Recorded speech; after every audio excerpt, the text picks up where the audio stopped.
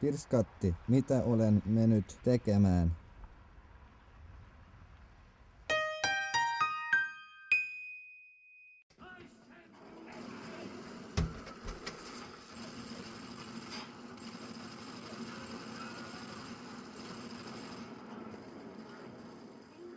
Maria, menetin kaikki rahamme, pelasin pokeria.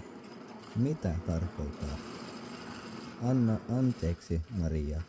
Senkin kitämätön pölvästi niillä rahoilla piti kustantaa adoptiolapsemme opiskelut plastiikkakirurgi-instituutissa Silicon Valleyssä. Oi Maria, olen pettänyt perheeni luottamukseen. Voitko ikinä antaa minulle anteeksi? Ei olemme tuhon tuomittuja, haluan avioeron.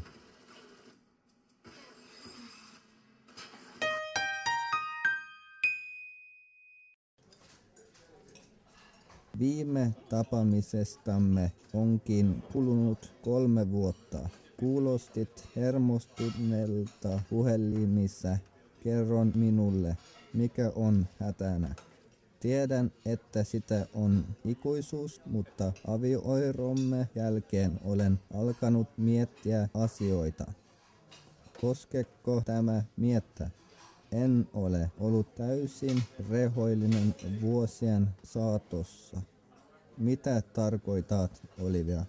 Elimme vaikeita aikoja ja tarvitsemme rahaa sinulle olessasi työkyvyttömänä komassa San Nachon sairaalassa.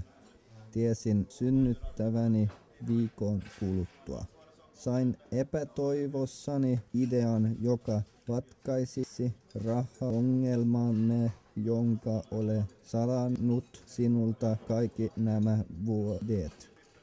Oi Olivia, koskeeko tämä tytärtämme? Santos, meillä on toinenkin lapsi. Synnyttiin kaksoset.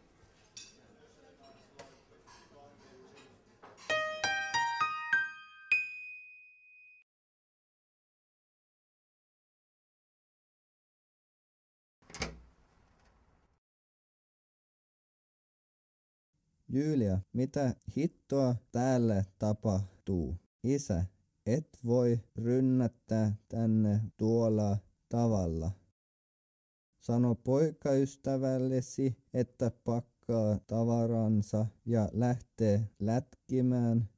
Minulla on järkyttäviä uutisia. Voit sanoa sen hänenkin kuulen. Meillä ei ole salaisuuksia. Julia, sinulla on kaksoisveli. Se on Anders naapurista.